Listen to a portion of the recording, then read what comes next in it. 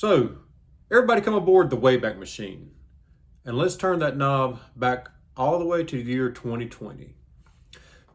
I had just recently had a desire to give wood carving a try. So that year I asked, or that had been 2019, I asked for a carving knife for Christmas. And sure enough, I got it.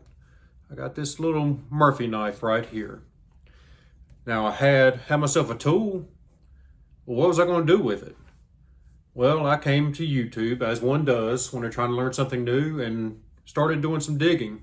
And of course, I came across Doug, who was a great resource and a great early inspiration for me. And I also come across a gentleman by the name of Gene Messer. Gene instilled an early love of traditional flat plane carving in me. Gene gave me a lot of ideas and pointers early on, and over the past several years I've got to know Gene personally, and I really appreciate getting to know him because he is the same kind and caring person in real life that he portrays here on YouTube. So last week I was watching Gene's most recent upload, and he announced that he felt like it was time to take a step back from YouTube. And I feel honored that he felt like I was one of the names worth mentioning that could potentially take up the mantle and keep carrying this thing on. So with that in mind, we're going to go back to where it all began. We're going to grab this little Murphy knife and a little block of wood, and we're going to carve ourselves a little flat plane figure in honor of Gene and all that he's done. So grab your knife and block of wood and jump right in, and let's see what we can turn out. All right, so first things first, as you can probably tell, this is just a scrap block of wood that I had laying around, cut off from a larger piece. It's got markings all over it from who knows what. So I'm just we're going to ignore those. But this one is not a square piece. It's not cut very square either. I need to check on my bandsaw. But it's roughly about 1.25 inches by about 1.5 inches, something like that. And first thing I'm gonna do is just give myself a center line here. Now this does not have to be dead center by any means, but if you wanted to get a better approximation of what the true center is, just flip a piece over and make that mark from the other side. And the center is going to fall in between those two lines. And then this piece is 4 inches tall, and I know I want to make the waist at about the midpoint. So we're gonna mark that all the way around.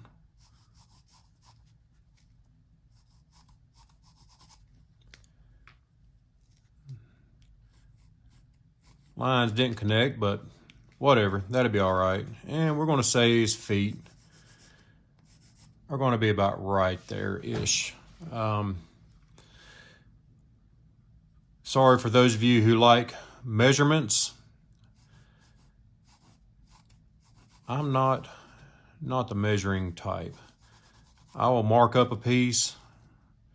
I do consider a pencil to be one of the most important tools in my tool tote, but measuring, that's not really my cup of tea, I'm afraid. I just go with basic rules of thumb, what looks right. I know I want that waistline to be about the midpoint. The head, I'm going to offset the head just a little bit. I want to make it, of course, higher in the back than it is in the front. And then we're just going to start cutting. We want to make a stop cut and relieve the wood down to it. That, of course, that stop is going to be the tops of his feet. This is an area that you got to be careful with. Don't try to just hog this wood off, because it is easy to take a big chunk of foot off with it if you're not careful. And we're going to do that on both sides.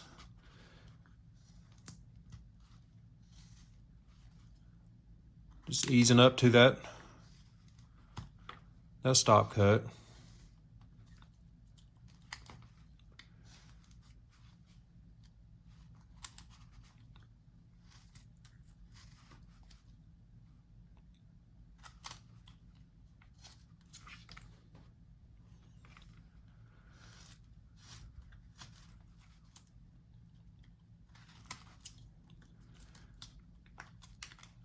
And we don't have to get the full depth on this just yet.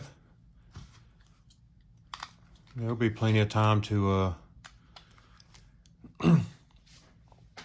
clean that up later. And the next thing I want to do is I want to kind of get some taper in this upper torso area.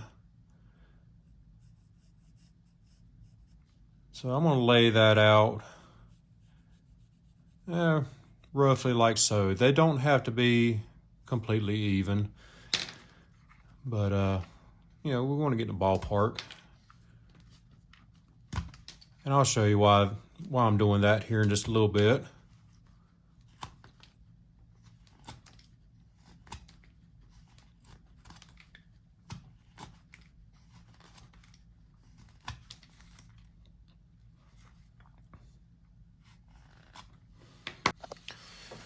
All right, sorry everyone, had to cut away there for a minute, actually several minutes, and kind of found myself doodling while I was talking on the phone, and you know, didn't realize or didn't take into account that you guys might want to see what's going on. So long story short, I finished out the taper on either side, and I started tapering his legs down a little bit as well.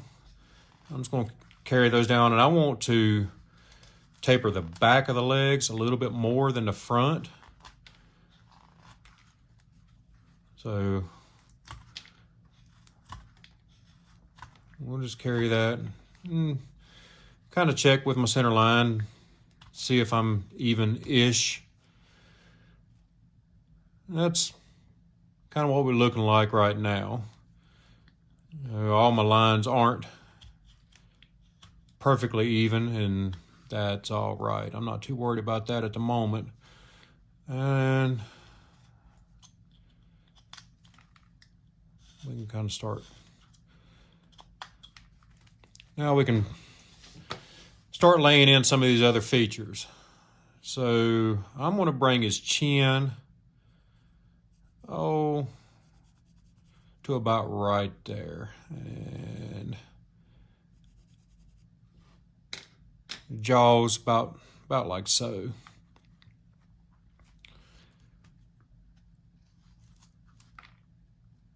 And I'm going to relieve a good bit of this wood from the chest area.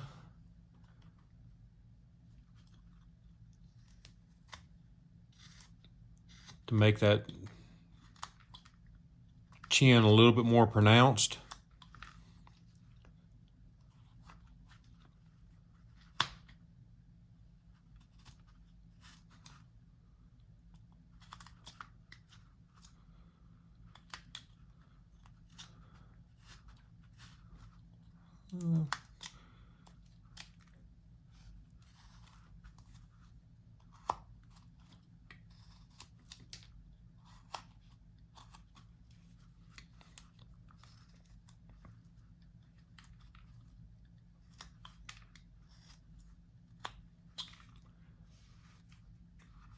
And then on the back side of his head, or we'll actually let's delineate his shoulders,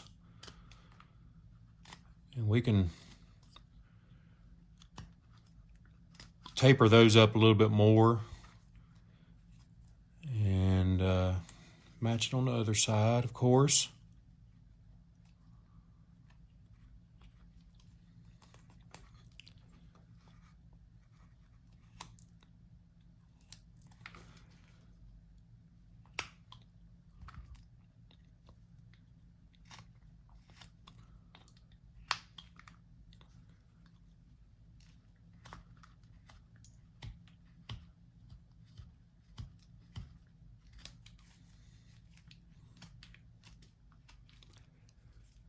And let's get the back of his head.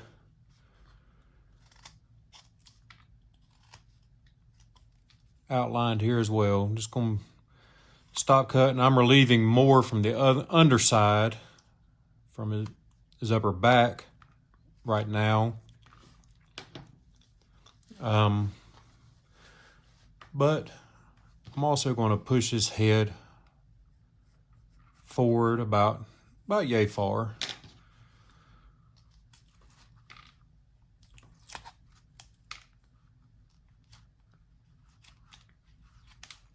Something like that.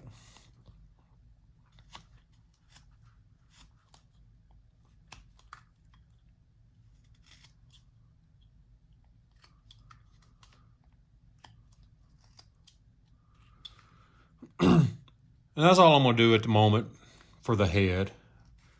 We'll focus in on that more here shortly. Even this up just a bit.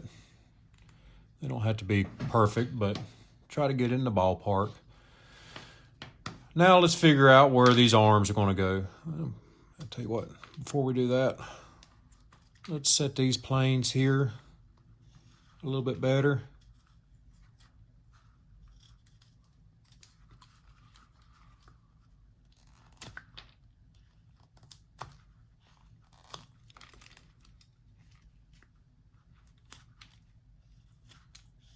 Again, as long as they pass the eyeball test, as far as symmetry goes, that's all I'm looking for right now.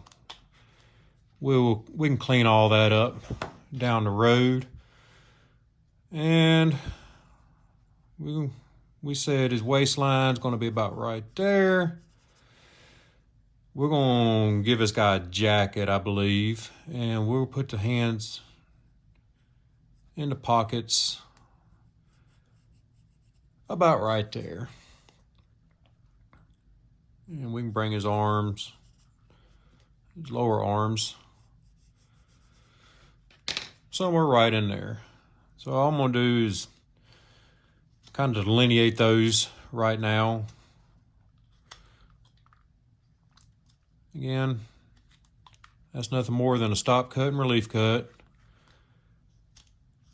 And I can relieve a little bit more wood here towards his elbow. I want to leave some meat up towards the hands for the time being.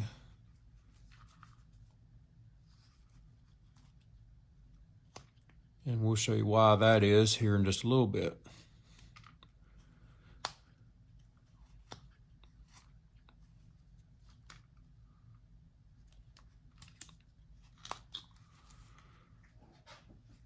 Again, just kind of checking on the symmetry.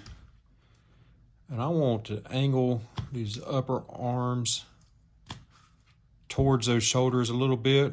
Make those elbows stand out a tad bit more.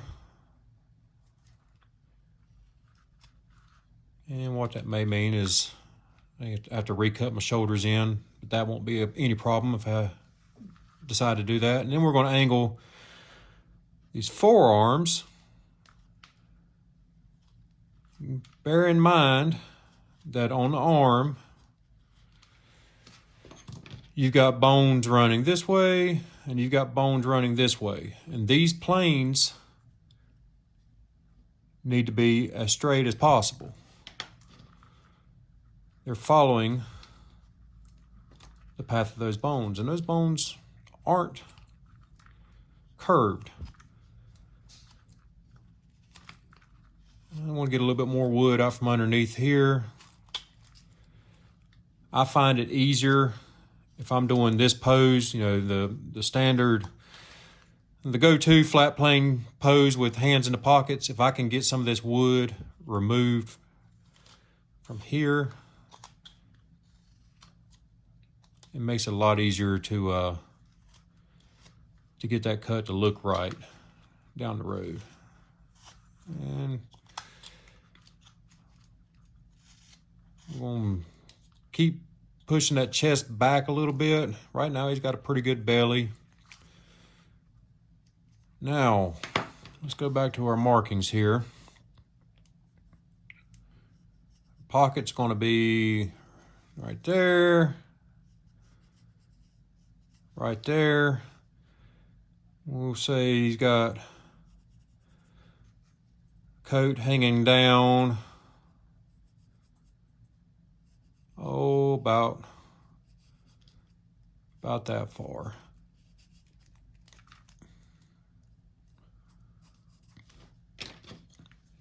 And before I do that, I want to get rid of those hard angles right there.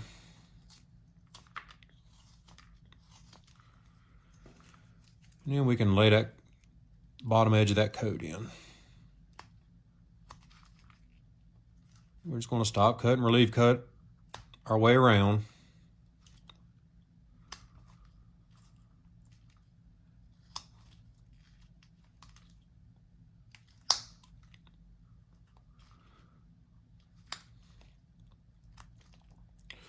One thing I do want to note here, I have seen numerous comments, online, here, there, and everywhere, people asking how, specifically Doug, his name gets mentioned a lot, how he's able to take such big cuts. And a lot of people want to attribute that to his knife. I hope that you can see by this video that you do not need, a super knife to take big chips off of a piece. That's not what it boils down to. There are two main factors. Not two main factors. There are three factors that come into taking large chips. One is not the knife itself, it's the sharpness of the knife. You don't have to have a specific brand. And I say that, for any of you who have been on my channel for any length of time, you know that I love my Badger State blades, especially my Cutty Sark and my Clipper, but I've got 3 other Badger State knives here in my tote, and they all get regular use. They are all far superior knives to this one here. Far superior. So, while I do say that you don't necessarily have to have the best knife in the world to take good cuts, having a good knife does help. But having a sharp knife is the most important factor. But beyond that, you have to have the hand strength to do it. And a lot of that just comes with practice. But you can do specific exercises that will help you in that area. If you are struggling in the hand strength department, if you look back through some of my older videos, I actually have a video on hand health for carvers that goes through a few exercises that you can do at home. You don't need any kind of highly specialized equipment to do them, and they will make a difference in your carving ability if you do them, with some regularity. So that's one factor. And finally, the most important factor is just being confident. I know I've made mention of that in several videos before, but being confident in your cuts is the biggest thing that you can do to be able to take these large chunks off.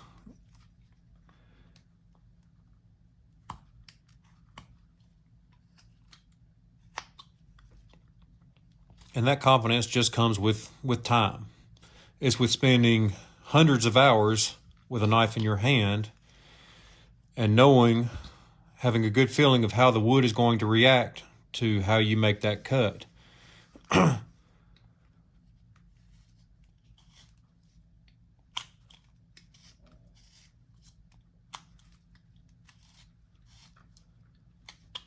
starting to shape things up a little bit here. Kind of see how he's starting to take shape. Now I want to outline that pocket there, and I'm just going to take a little sliver on the backside here and just to tuck those arms in there, and I'll kind of even out that plane, make sure it's straight, that forearm straight, is following that bone. Do the same thing on the other side.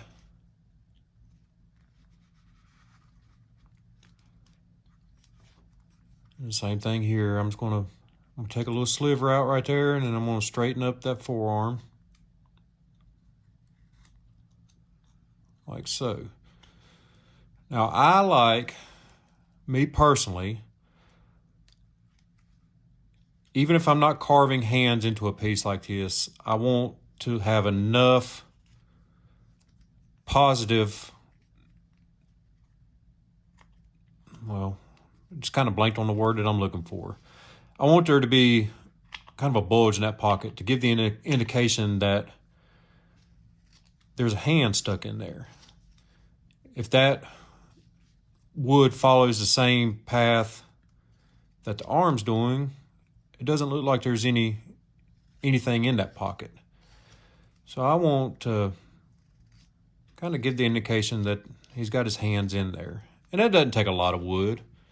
You just want to mount it up just a little bit. And then right here in these corners, I'm going to take a little chip out just for some extra shading. Do the same thing on this side.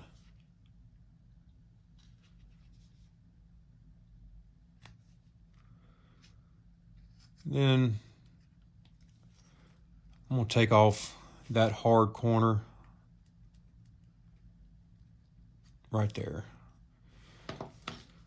Now let's go back to the knife, or not the knife, but the pencil rather. And let's lay in the upper parts of those arms. And again, we're just looking to pass the eye test here. We want to get them even-ish. Something like that. I'm just going to stick the knife straight in right there. I'm going to follow those lines down. We'll come right there. Now, one thing I want to be mindful of is this armpit does not extend all the way up into the to the shoulder area. So I want to make sure I stop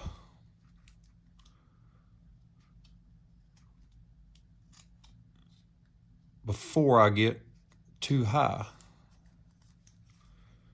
I want that armpit to be down here, and I'll often kind of come back and trim that up, get the armpit where I really want it. The same thing on this side. Again, not going too high right there.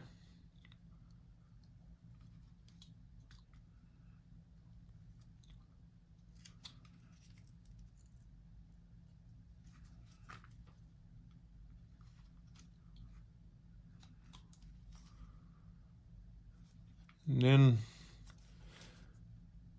we'll do the same thing on the tops of these pockets that I did on the bottom. Take a little chip out right there in those corners, just for that little extra shadow. I think it adds a little something to the carving there.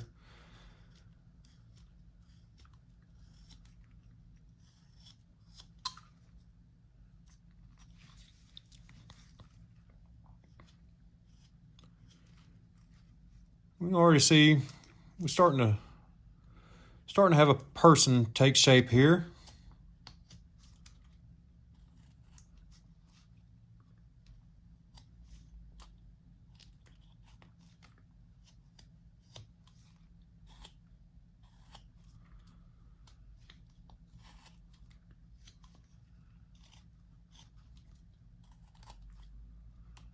I just want to give a little indication back here for the backs of his knees.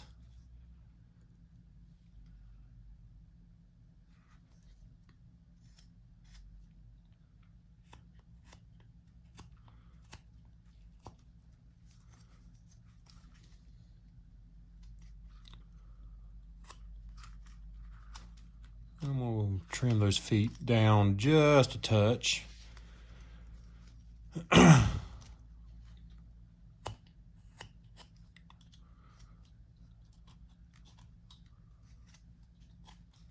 we go.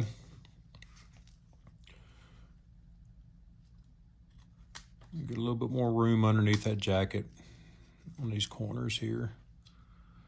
Just make it stand out a little bit farther, something like that. And of course, I'm not bothering to do any cleanup work on any of that at the moment. That just adds a lot of time to the video, so I'm kind of plowing right through this. Hopefully you understand that this isn't the finished product. I'm going to go back and clean up a lot of these areas, but just trying to get something to get you started with here. We need to delineate our arms on the back side. It's the same thing as the front. Make sure you don't put that armpit too high.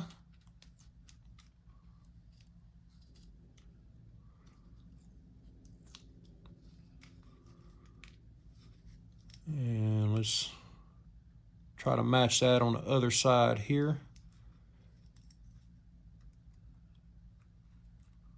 As long as we're in the ballpark, it'll all be all right.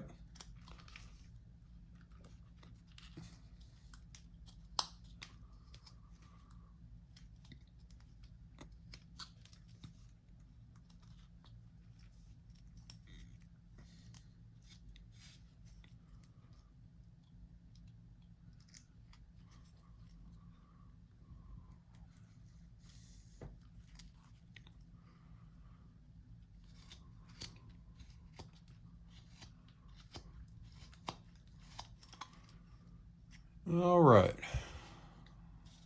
clean up this area a bit, and then we'll work on putting the final details on this guy.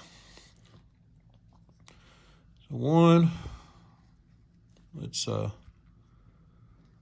split his shoes here.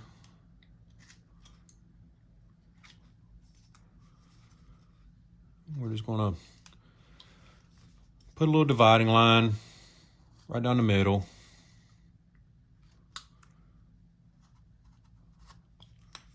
And we'll work on getting those angles close to the same. I'm gonna taper in his toes just a little bit. And clean off saw marks here.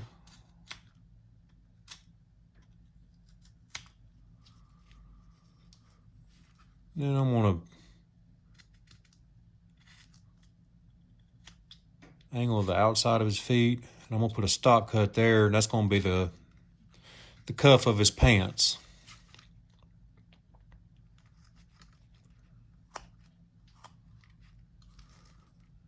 Make sure they're even-ish.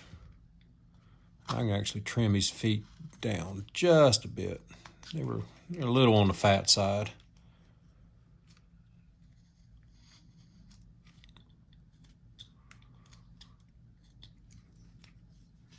And we can taper these down to the toes a bit as well. Just kind of clean all that up. And we'll give them a little bit pointier shoes.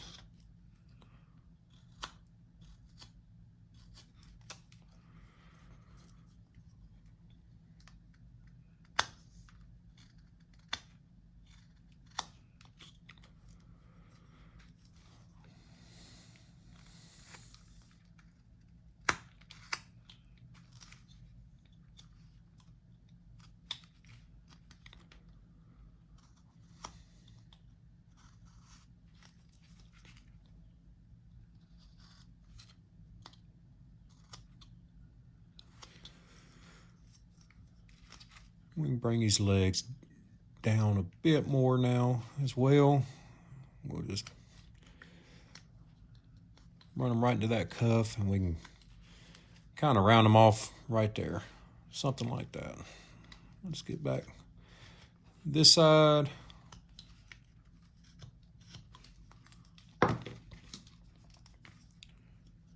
And we'll run that cuff around to the back here.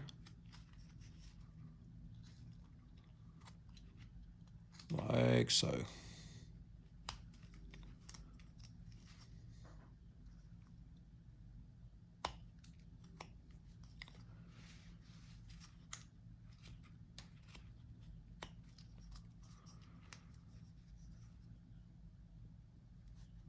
Split the back of these shoes and back of his pants as well. For here, I'm not going to dig too deep in there. You got to be careful when you're making a dividing line like this. If you try to go too deep, you're going to end up chasing a splinter all the way through those legs, and you will never get it cleaned out. I like to go, since I angle those legs two different directions, I like to attack it from both ways. And you can actually, right here in this corner, right there on the inside, you can take a little bit extra out just for that little bit more shadow right there. Gives you a little bit more of a dividing line. Right here at the top, we'll say his booty will start right about there, and we just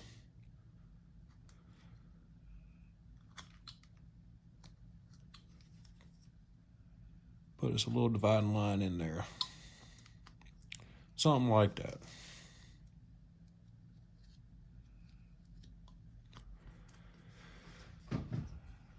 On the front side here, we'll do about the same thing. Just going to follow our line down, not cutting too deep here.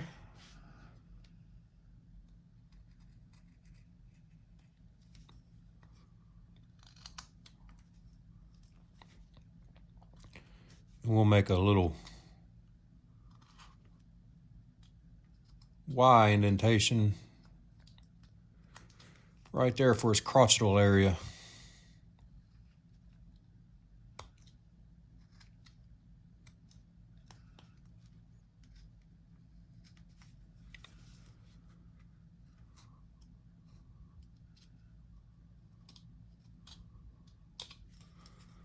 I can clean that out. There we go.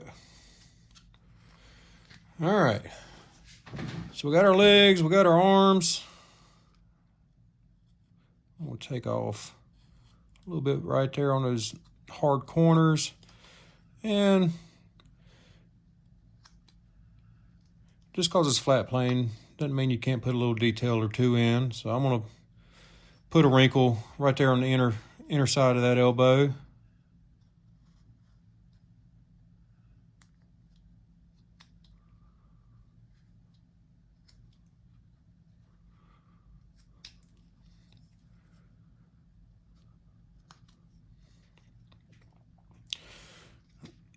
You often see the question, what exactly is flat plane carving?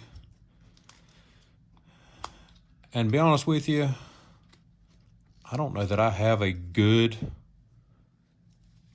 definition. It's kind of like the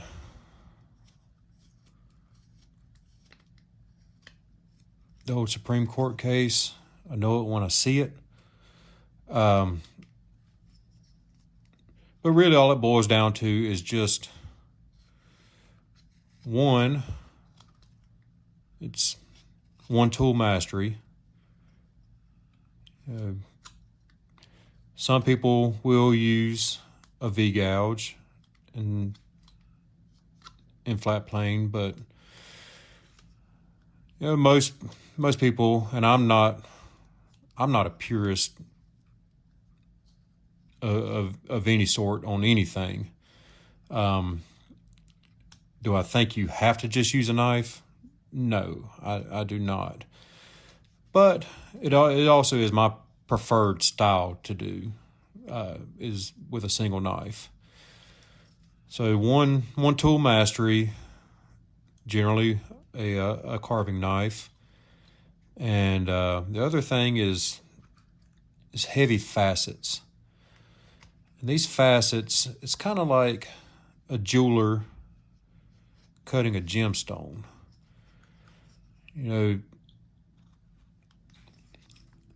when they cut that gemstone, they put the facets in there because that causes the light to reflect and refract in specific ways.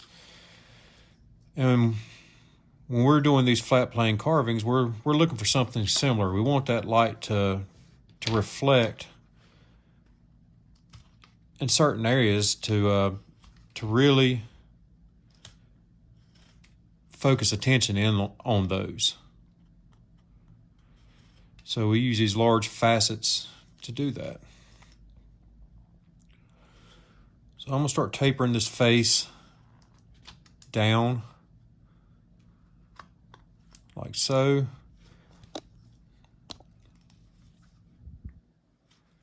And all I'm doing is laying back the sides of the face to roughly 45 degrees, somewhere along those lines, aiming towards those center lines. And I'm going to leave the center line a bit broad right now. I do like wider noses on my carvings. And we'll even up the sides here a bit. And we'll just say, yeah, right about there. We're going to pop an ear in.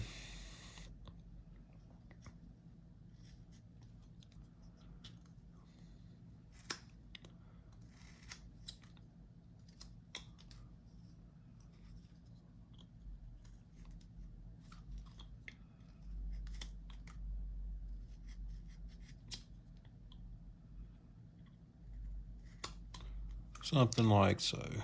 And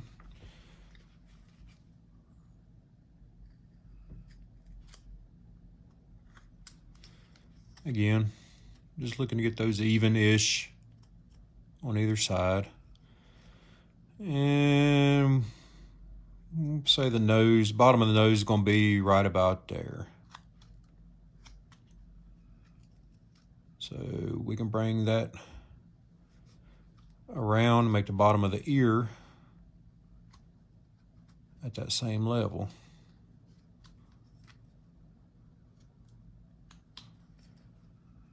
Match that up on the other side.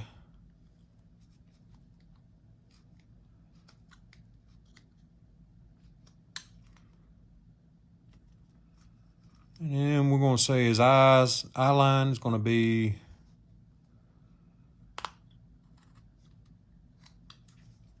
maybe somewhere in that ballpark. So the top of his ears are going to be right about there. Again.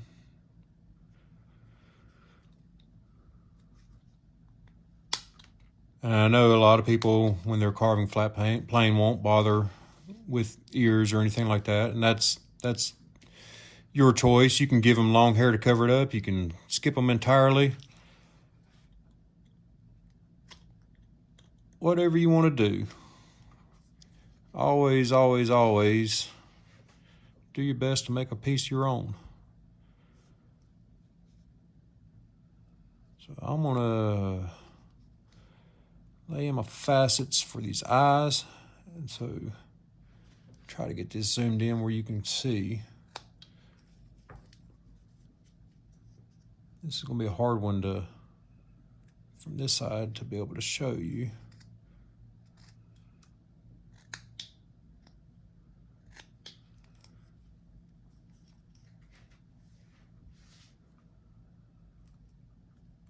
And we'll make his hair, actually that's still standing out pretty proud. I'm gonna lay that forehead back a bit more.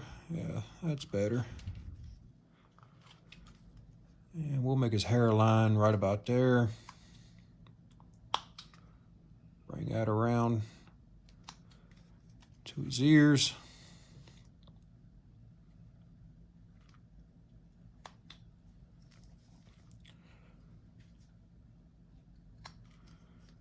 We can go right here at that temple, thin that area down just a bit more, make the cheek stand out a little bit more.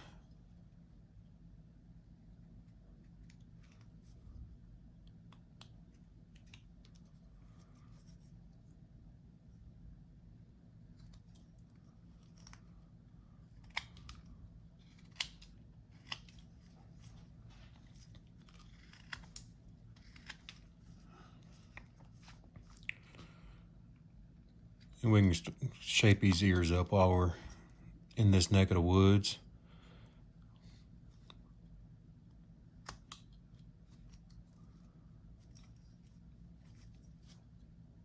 So all I'm going to do here is just kind of give it a rough C shape, but I want that bottom to be tapered a bit more. Right now it looks kind of like he's got elf ears, but we're going to come back. We're going to trim right about there.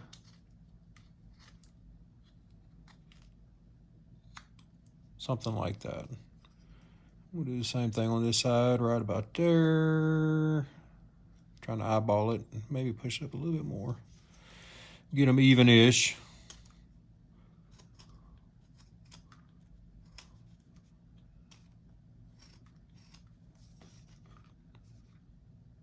There we go.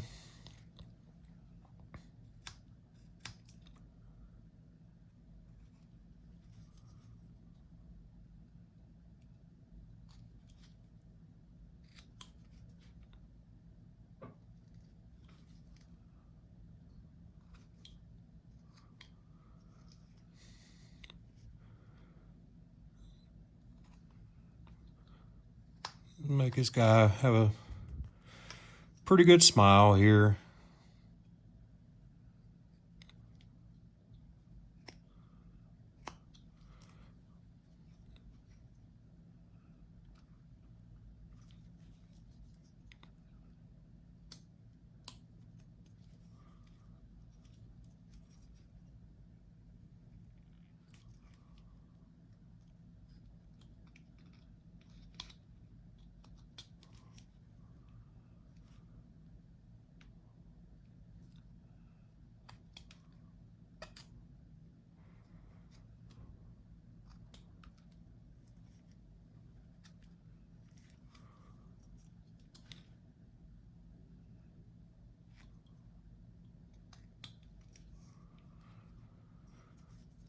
And I also want to give him a little bit of a jawline. So I'm just going to push that neck in just a bit right there in that corner. Something like that. We're just going right down, straight down from the corner of that ear. Maybe in that ballpark. We can shape up the lower jaw just a bit more.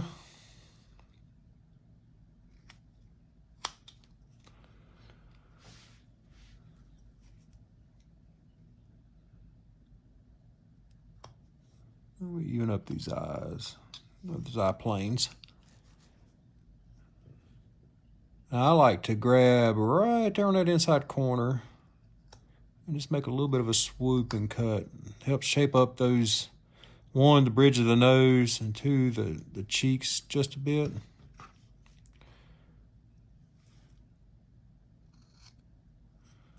Something like that.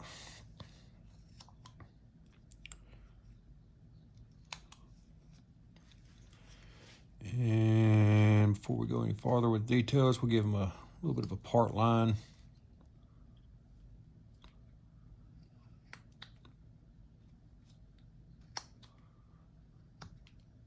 And usually on these guys, I don't worry too much about detailing hair or anything. I just leave it all in one block. But you could always add in some swooping cuts if you wanted to to show the flow of the hair. You could come back in with a little veiner or something and add some detail in if you want to. Again, your piece, do what you want to with it.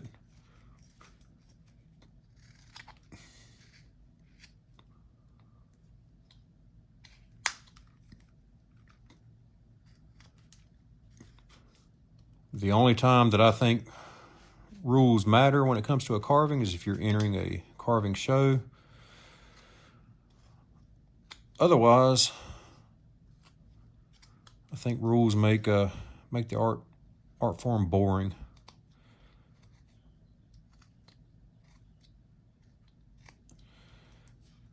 To paraphrase my buddy Alan Goodman, I'd slap a beaver on the behind if I thought it could get me to my end goal quicker and easier.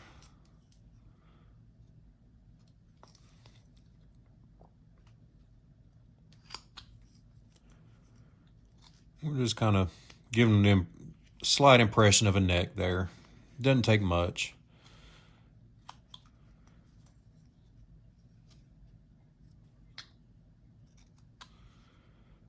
And we're going to give this guy a little bit of a collar for his jacket.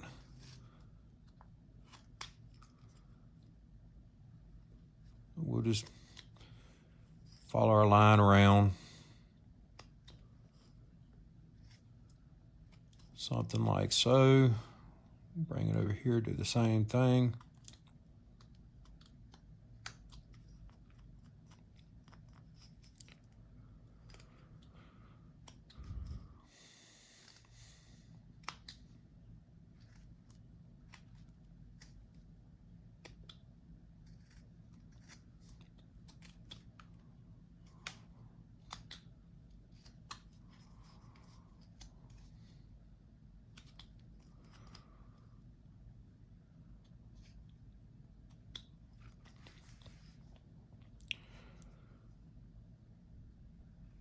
I'm going to take out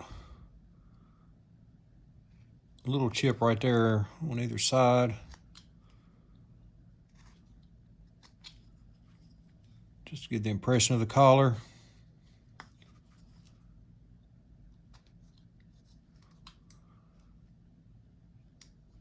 And we'll split the jacket right down the middle.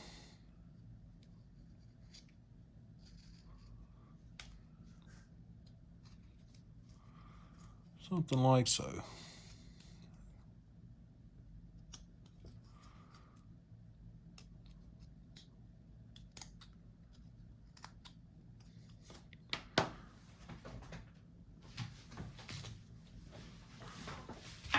There it is. Couldn't find my brush.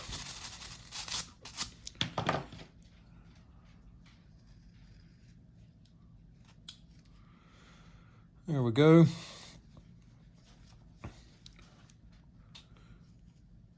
And now all we need to do is give him a little bit of a mouth. Again, we're going to give him a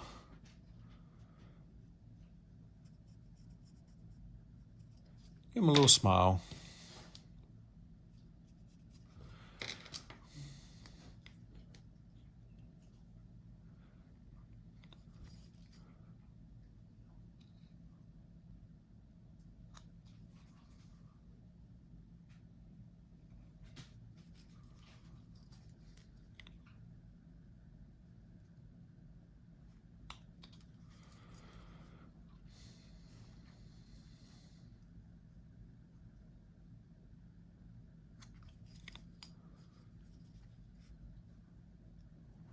I'm just going to take that little sliver right out in the middle. And now I'm not going to worry about trying to put a bottom lip or anything on this guy. But if you, well, tell you what, we'll give just the slightest impression of a bottom lip right there. Make his chin pop out a little bit more.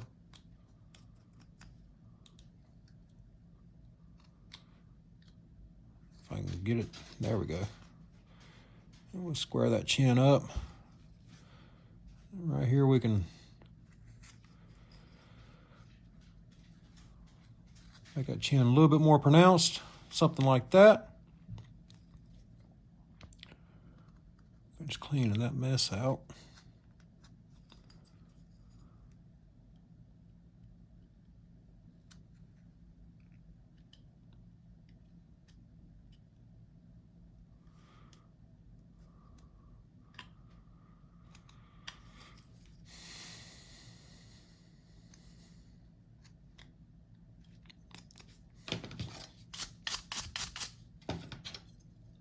Just a tiny little bit right there, doesn't want to turn loose.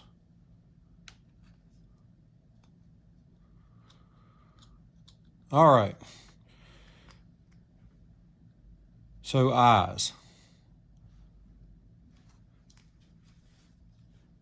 If you look at a lot of Gene's carvings, or if you look at the older Trigg or Gunnarsson flat plane carvings, this is about all you're going to get when it comes to eyes, and they will paint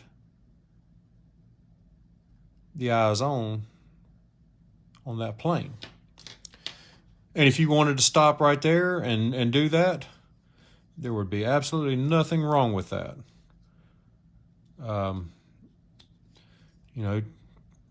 Trigg is still considered one of the all-time best when it comes to flat plane carving, and that's all he did. So if it's good enough for him, well, I think it should be good enough for any of us, right? So if you want to do that, by all means do it. If you wanted to give, a slight impression of some eyes, here's an easy way you can do it.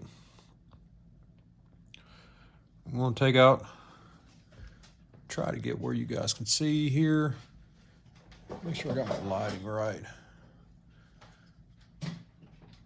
And try to keep my fat hands out of it. I'm going to take out that inside corner right there. Just pop it loose. We'll do the same thing on this side. Get right there on that inside corner. And pop that out. And then we're going to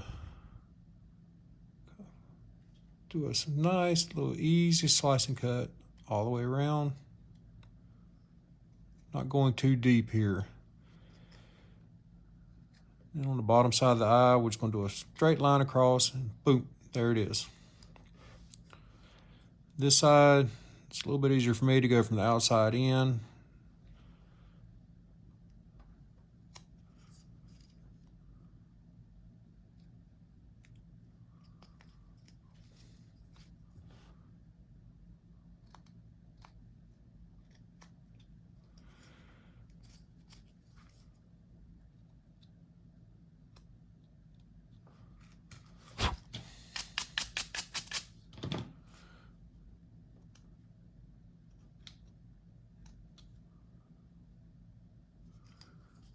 Didn't quite get this one as deep.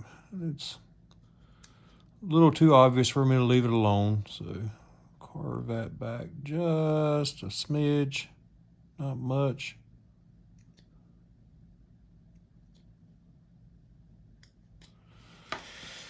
And there we go. Give them a little bit of a pupil in here on either side.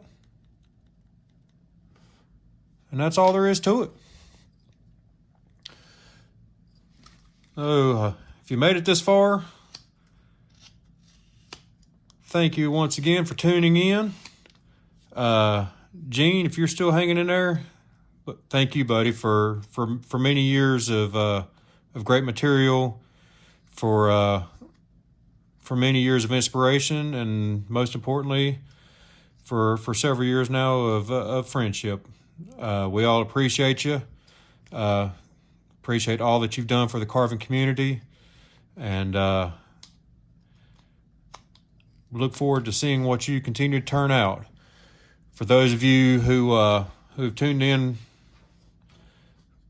for this little tutorial, as always, you can find me online at Instagram, on Facebook, and on Reddit. If you choose to follow along and turn out one, I would love to see your results. So please feel free to tag me in anything that you do following these tutorials. And as always, if you would do so, I would greatly appreciate you giving me a like, hitting that subscribe button, sharing this video if you so choose, none of which cost a dime and all of which make a huge difference in the growth of this channel. The more people I see, tuning in and giving those impressions, the more it helps me to continue to do it. Because I'm going to be real honest with you guys, starting down this YouTube path, I had no idea it would be as involved and as time consuming as it is. So if you don't mind just hitting those buttons, that would help me out a lot, and I would really appreciate it. Next time, I'm hoping to come at you with some spooky stuff. We're getting into spooky season. So hopefully we'll have something dedicated towards that in the next video. But until then, as always, keep your knife in the wood and happy carving. We'll see you next time.